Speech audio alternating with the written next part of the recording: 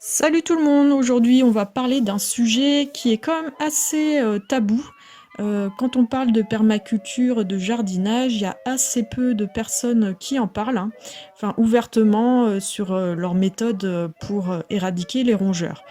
Tout simplement, je voulais vous signaler ça, plus votre jardin il va être au naturel, plus vous allez avoir de plantes, plus vous allez avoir de cachettes aussi. Hein, quand on retourne pas le sol, automatiquement on casse pas les galeries, ça fait pas fuir les rongeurs. Moi, faut savoir que dans mon quartier, il y a quand même pas mal de chats. Ça ne suffit pas pour réduire la population des rongeurs. À la limite, les chats vont jouer avec les mulots, mais pas forcément les tuer non plus, hein, c'est pas tout le temps. Mais pour tout ce qui est rats, c'est pas la peine, hein, ils vont pas tuer un rat, à moins qu'il y ait vraiment des chats exceptionnels qui soient hyper chasseurs. Mais le chat de canapé ne fera pas ça dans la majorité des cas. Alors, c'est un sujet tabou et en fait, moi, je me suis rendu compte de ça pendant le confinement, donc j'avais plus de temps pour observer mon jardin et mon ami, le ratatouille, est très ponctuel, donc il sortait entre 10h et midi et puis après vers la fin de journée. Donc il a fallu que je mette en place plusieurs pièges, sachant en plus que pendant le confinement, tous les magasins étaient fermés. Donc on va voir avec surtout peu de réussite, hein, puisque c'est quand même des animaux qui sont quand même très intelligents. Hein, moi j'ai eu des pièges déclenchés, mais il n'y a jamais eu de capture. Pour les souris, c'est plus facile quand même de les capturer. Elles sont un petit peu moins malines. Alors c'est vrai que quand on fait un petit peu d'élevage, automatiquement, si vous laissez de la nourriture en continu, ils vont venir se servir la nuit.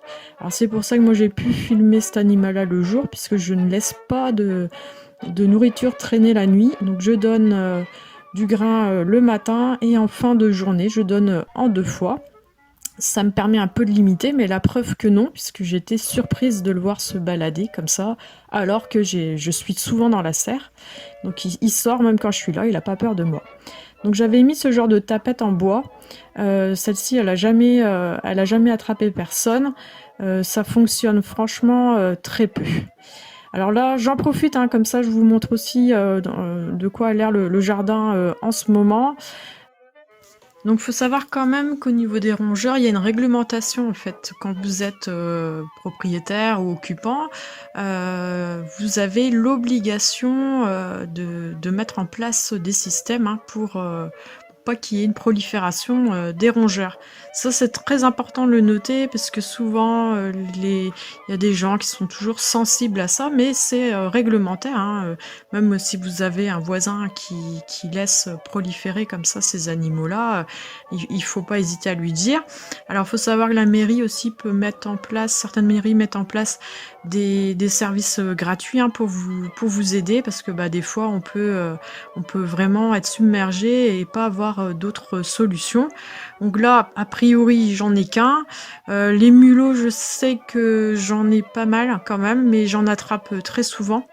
Souvent, j'en retrouve, parce que je laisse toujours à mes poules 2 points d'eau, donc avec un système de cloche, mais aussi je mets toujours une petite gamelle d'eau qui se remplit avec l'eau de pluie. Et je peux vous dire que l'hiver dernier, ça m'est arrivé plusieurs fois où avant de partir au travail, je me retrouve à gérer les mulots morts. Bon, c'est pas toujours agréable, mais bon, faut le faire. Les poules aussi, moi, elles mangent en fait elles mangent les mulots. Il y en a une là qui en a mangé un la semaine dernière. Alors du coup, je fais quand même attention, c'est-à-dire que quand je vois ça, j'attends toujours quelques jours avant de consommer les œufs. Je me dis au moins, voilà, si elles sont en bonne santé, moi je risque pas de tomber malade, hein, puisque on pourrait imaginer qu'il y ait des souris qui sont empoisonnées, pas forcément par moi, mais aussi par le voisinage. Donc ça, c'est pour garder des bonnes relations avec votre voisinage, surtout si vous avez des animaux et puis un jardin très fourni, hein, faites vraiment attention à la prolifération de ces rongeurs-là. Donc je voulais vous montrer, donc ici c'est sous ma cabane, donc a priori il vit là-dessous, donc il m'a fait, là c'est un des trous, mais celui-là est plus petit que d'autres. Donc je viendrai, une fois que je l'aurai capturé, hein, je viendrai boucher tous les trous, parce que je pense qu'il y a aussi des réserves alimentaires dessous la cabane dans ces galeries. Donc le premier objet qu'on a fabriqué, c'était ça.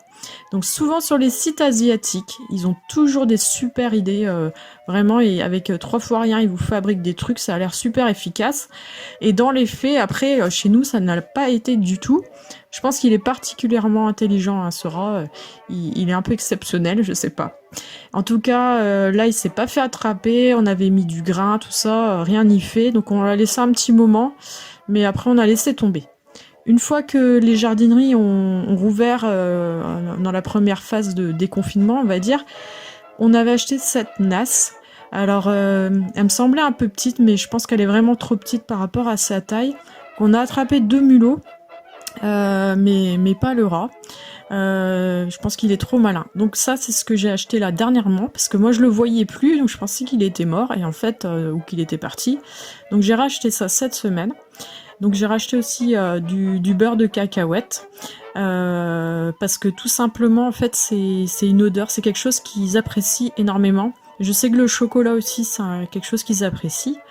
Donc, pour la mise en place du piège, donc ce que je fais, c'est que j'en mets un petit peu à l'entrée, là, la galerie que je vous avais montré au début, et un petit peu partout, comme ça va bien embaumer ma serre et l'attirer dedans. Parce que moi, il vient pas forcément tout le temps dans la serre.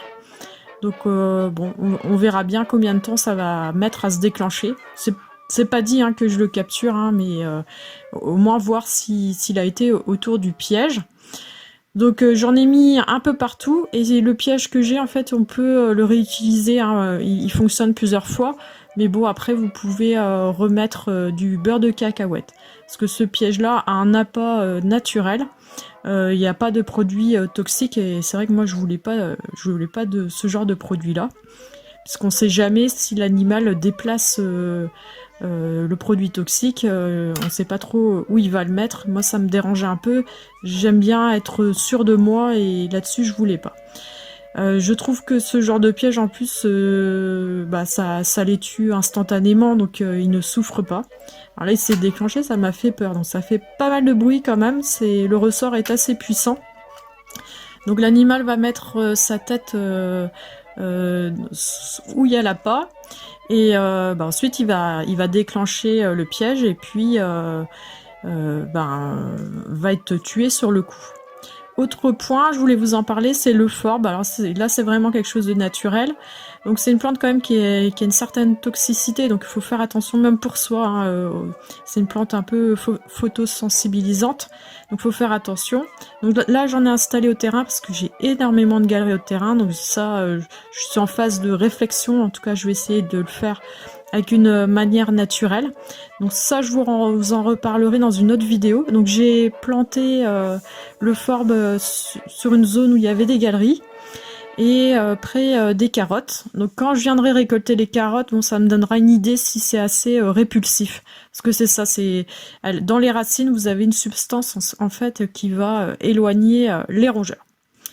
Voilà, si vous voulez partager aussi vos astuces ou vos problèmes liés aux rongeurs, n'hésitez pas en commentaire. Ça pourra servir à tout le monde. Allez, moi je vous dis à plus tard, salut!